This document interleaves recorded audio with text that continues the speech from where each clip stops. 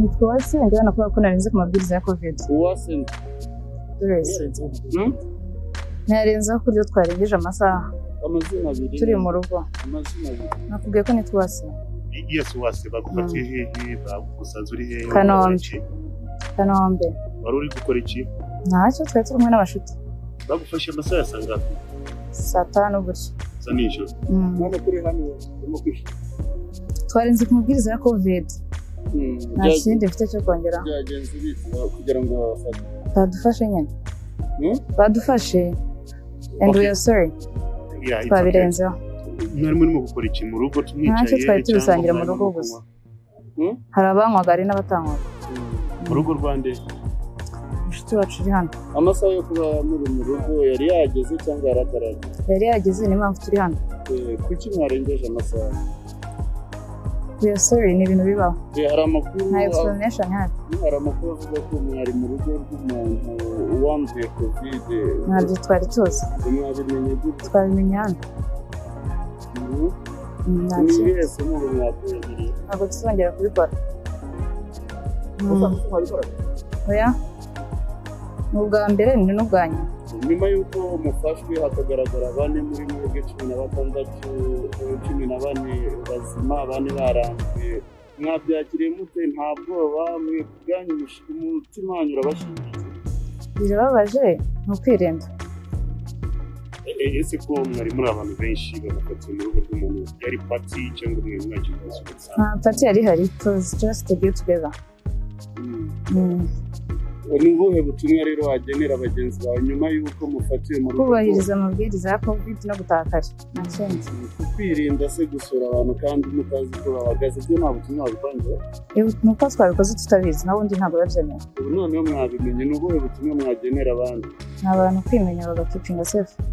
Nta kindi. Urakoze cyane. Nitwa Julien Mahoro Nigabira, abandi umuvugizi wa Minisiteri y'Ubuzima, ariko nkaba nashinzwe ishinzwe communication cyangwa se itangabutumwa mu kigo cy'igihugu gishinzwe ubuzima RBC. Hanyuma tubonye itsinda ry'abantu 16 bafatiwe mu birori, bane muri bo byagaragaye ko banduye icyorezo cya COVID. Ku bwanyu iki kintu kivuze iki? Mwabyakiriye mute? Ni ubuhe butumwa mwagenera abanyarwanda? Icya mbere twabanza kuvuga kuri yaba abantu bagaragaye 16, nuko mu by'ukuri icya mbere bakoze ni ukurenga ku mabwiriza agenga uburwayi wa COVID urwariye mu rugo. Murabizi mwese yuko umuntu urwaye COVID-19 bitewe n'ibimenyetso agaragaza ashobora gukurikiranwa ari mu rugo. Abangaba rero icyo bakoze ni ukurenga ku mabwiriza yuko mu rugo rurimo umuntu urwaye COVID-19 ntawubasura, nta n'uwo basura wo muri urwo rugo. Kuko icyo dushaka ko cyumvikana mbere na mbere ni uko yaba uwo nguwo urwariye mu rugo agomba kwiha akato, akajya mu cyumba cye, akirinda kugirana contact n'abandi babana muri urwo rugo, ariko noneho n'abandi baba muri urwo rugo bagakora karantine, bakirinda gusohoka ngo bajye gusura abaturanyi babo, bakirinda kwakira abashyitsi mu rugo, kuko icyo gihe haba harimo ibyago byo kuba bakwirakwiza ubwandu mu bantu batandukanye. Bagiye rero gusura mugenzi wabo, bagenda mu by'ukuri wakwitwa ko ari bazima, ariko nk'uko mwabibonye 4 muri bo bapimwe uyu munsi basanga baranduye. Bariya bandi bapimwe ntibagaragaze ko banduye, nabo ntawavuga ko batanduye, kuko nk'uko mubizi virusi iyo igufashe hari igihe isaba icyo bita incubation.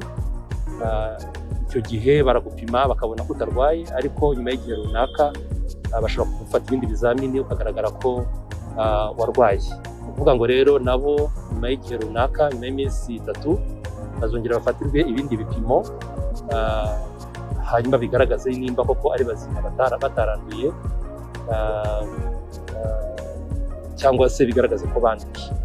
Ubutumwa rero dutanga ni uko urugo rwose rurimo umuntu urwariyemo COVID-19 cyangwa se ukurikiranwa ari mu rugo, ni inshingano z'abari muri urwo rugo za mbere z'ibanze kwirinda kwakira abashyitsi, kwirinda gusurwa no kwirinda gusohoka gusura abandi. Yes, hari ikibazo cyo kuba umuntu ushobora kumupima ugasanga arwaye covid ukamubwira ngo ajye kwivuriza mu rugo cyangwa ajye mu kato mu rugo iwe, ariko abantu kugira ngo babyubahirize ni ikibazo gikomeye cyane. Ibi ngibi mufitiye gahunda kugira ngo mubashe kurinda abatanduye covid? Nicyo navugaga nuko inshingano z'ibanze za mbere, ntabwo iki gihugu kizabona umupolisi ujya gukurikirana abantu, buri muntu wese urwaye. Ni inshingano za mbere z'umuntu kumva yuko akwiriye gufata responsabilité yo kutanduza bagenzi be. COVID-19 uburyo ikwirakwira ni uburyo bworoshye, ngira ngo mwarabibonye. Ishobora kuva ku muntu umwe igakwira umurenge wose, ishobora kuva ku bantu babiri igakwira akarere, ishobora no gukwira igihugu cyose. Mu gihe rero umuntu atumvise ko ari inshingano ze zo kuvuga ati naranduye, ngomba kurinda umuryango wanjye, ngomba kurinda abaturanyi banjye, bizagorana kuko n'inzego zishinzwe kubahiriza itegeko zizajya kugera no kuri abo bantu ibyo ari byo byose hari abandi bamaze kwandura kandi batagombaga kwandura. Ubutumwa bwa mbere dutanga ni uko biba inshingano ya buri munyarwanda, biba inshingano ya buri muturage kumva ko agomba kurinda abandi, kuko icyorezo kigenda gikwirakwira mu bantu benshi, ni nako igihugu kigenda gifata ibyemezo rimwe na rimwe bibangamira n'izindi sekiteri, yaba sekiteri y'ubukungu, kuko iyo hafashwe ibyemezo byo gukora lockdown, iyo hafashwe ibyemezo byo kugabanya amasaha abantu bakora, ni nako n'izindi nzego ziba zigenda zidindira, kandi ibyo ndumva nta muntu n'umwe ubyifuza. Uretse n'ibyo ariko, uretse n'ibyo ngira ngo mwabonye uburyo kuva mu kwa gatandatu kugeza mu kwezi kwa 9 twagize umubare munini w'abantu banduye, umubare munini w'abantu bitabye Imana. Ibyo byose byatwimukaga kuba icyorezo cyarageze mu bantu benshi kikabageraho izo ngaruka zose mwagiye mubona. Nta muntu rero mubyifuza, twese dufata inshingano zo kwirinda no kurinda abacu. Wenda tugana ku musozo, uyu umwe mu batangabuhamya tuganiriye agaragaje ko batari bazi ko umuntu basuye yari yanduye. Uyu muntu wari urwaye yari yambaye isaha. Ese ubundi umuntu yamenya gute umuntu wanduye ku buryo adashobora no gusura urwo rugo? Hari ibimenyetso urugo rurimo umuntu wanduye mushobora gutanga ku buryo abaturage birinda urwo rugo? Yavuze ko atarabizi, ariko aho abimenyeye yarakomeje asabana nabo, arakomeza asangira nabo, ati yakoze. Ndetse n'uwo nguwo baje gusura ntabwo yafashe ya responsabilité ngo amenyeshe abaje kumusura bati nyaboneka arwaye, mwirinde mwe kuza. Iyo aza kubikora ntibaze kubasanga bari gusangira, ikibazo kiba cyarakemutse.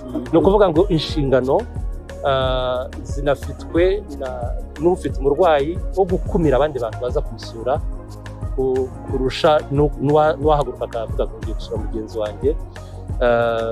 Byumvikane muri ubwo buryo. Nimba uzi ko urugo runaka rurimo umuntu urwaye, irinde kujyayo. Niba uzi ko mu rugo rwawe harimo umuntu urwaye, irinde abagusura. Umuntu amenya gute ko urugo rurimo umurwayi? Hari uburyo minisiteri imenyesha wenda abaturage ko urugo runaka rurimo umurwayi ku buryo bashobora kubyirinda? Aho ngaho sinzi niba iki gisubizo nataze bwa mbere cyumvikanye.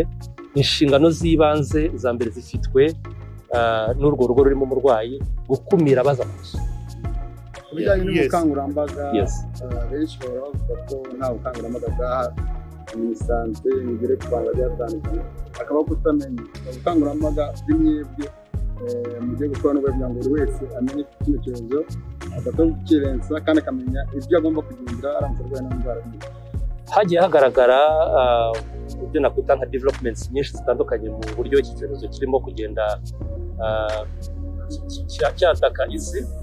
Nubwo hagiye habaho za variant nyinshi, hagiye habaho za variants nyinshi, mwagiye mwumva Delta yahitanye abantu benshi, muri kumva ubu ngubu Omicron. Ariko icyiza ni uko icyo nakwita nk'icyita rusange, icyorezo ni COVID-19. Uburyo bwo kukirinda ni bumwe, ntabwo mpamya ko ari umuntu utabuzi.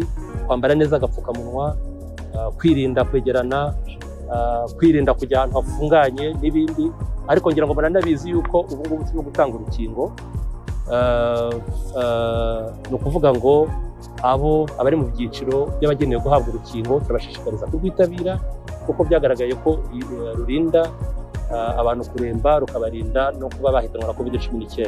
Ubukangurambaga turabukomeza, kwigisha abantu turabikomeza, ariko nanone abantu bagaragaza ubushake bwo gukurikiza aya mabwiriza kuko ari ay'ingenzi mu gutuma batandura cyangwa se batanduza bagenzi babo. Ese Omicron yageze mu Rwanda, ikindi abantu benshi mu Rwanda barimo kugaragara barimo kwitabira kwikingiza COVID vaccination. Ese niki izi vaccination zifasha mu kwirinda COVID? Nk'uko byagiye bigaragazwa, urukingo rwa COVID-19 rutanga amahirwe menshi k'uruhawe yo kutarwara ngo arembe, ajye mu bitaro, ashyirwe ku mwuka wa oxygene, amare igihe runaka adakora, atiteza imbere, ariko nanone rugatanga amahirwe yo kuba n'uwarwara atahitanwa n'iki cyorezo. Ni ukuvuga rero ngo buri muntu wese uhawe urukingo rwa COVID-19 aba nibura ahawe ayo mahirwe yo kuvuga ati nubwo narwara ntabwo nzaremba, nubwo narwara ntabwo iki cyorezo kizampitana. Numva rero aya mahirwe abantu bose bakwiriye gufata bakitabira uru rukingo, kugira ngo mwabonye ko rwagiye rugezwa no ku byiciro bitandukanye, ugende no ku myaka, gukingira n'ingimbi n'abangavu. Kose rero buri muntu wese ugenewe uru rukingo arufate kuko rumurinda, rumuha ayo mahirwe navuze haruguru yo kutarwara, yo kutaremba cyangwa se yo kudahitanwa n'iki cyorezo. Ikibazo cya nyuma, urukingo rwa gatatu nabwo abantu benshi bakeneye ibisobanuro rwabo. Urukingo nk'uko murumva ni doze ishimangira, kandi rwarasobanuwe ko ubudahangarwa bw'umubiri iyo umuntu aruhawe bubyutswa bukongera gukora neza. Ni ngombwa rero ko nanone ibyiciro by'abagomba guhabwa iyi doze ishimangira bitabira ku ruhande. Asanzwe tubonye hari itsinda ry'abantu 16 bafashwe barenze ku mabwiriza ya COVID. Hari na bane muri bo bagaragaye ko bambuye icyorezo cya COVID. Afande, ibi bivuze iki? Ni ubuhe butumwa mwagenera abanyarwanda mu rwego rwo kugira ngo bakomeze birinde iki cyorezo, cyane ko gikomeje gufata abanyarwanda batari bose? Bivuze yuko hari abantu batinyuka, abandi badohotse, ndetse bashobora guteza ikibazo benshi, abaturarwanda benshi bigaragara ko bumvira amabwiriza cyangwa se bakwirinda iki cyorezo. Ubona mu by'ukuri ejo bundi ku itariki 20 izi ngamba nshya zitangira gushyirwa mu bikorwa, bazengurutse umujyi ndetse no hirya no hino mu gihugu, byagaragaye yuko abanyarwanda bijyanye na kafyu cyangwa se n'amasaha y'ingendo bahise basa n'aho babaheza byinshi. Akaba ari yatekereje yuko mu by'ukuri kubera ingamba nshya, kubera icyorezo kitahinduye isura abantu, bamaze kumvira amabwiriza bagiye kuzashyira mu bikorwa. Ariko ikigaragara ni uko ibiba mbere ya kafyu, ibiba nyuma ya kafyu, abantu bafashwe nijoro biteye impungenge. Hari abantu batinyuka bagakora ibidakorwa, ndetse bakagera n'aho basura abarwayi mu ngo zabo banduye kino cyorezo, baturutse hirya no hino mu mujyi wa Kigali, batazi uko bahagaze, bikaza gusanga yuko nyine bamwe muri bo banduye. Icyo tuvuga ni iki rero? Icya mbere ubutumwa dutanga ni uko turashimira abanyarwanda benshi bakomeje kwirinda, turagaya bano barenga ku mabwiriza. Turashimira abandi banyarwanda bakomeje kuduha amakuru ntibayaduha. Icyo babona kigenda cyangwa se kirimo kuba mu baturanyi, ku ngo baturanye, ku nzu begeranye, nyamuneka nibatelefone polisi, tuzi twebwe ibyemewe n'ibitemewe. Ibyo bakeka gusa babona yuko bitemewe n'amabwiriza cyane amategeko, nibatelefone polisi, polisi izahita ihagera kandi izakora igikwiye. Kuri aba ngaba bafashwe, bigaragara yuko mu by'ukuri kugira ngo mwabibonye nabo bahishaga amaso, ni igisebo kuri bo, kuko bamwe ni abayobozi barajijutse. Ni urubyiruko rukwiye kuba rushyira mu bikorwa amabwiriza arinda abandi baturage, abarinda cyangwa se arinda abandi baturage kwirinda kino cyorezo.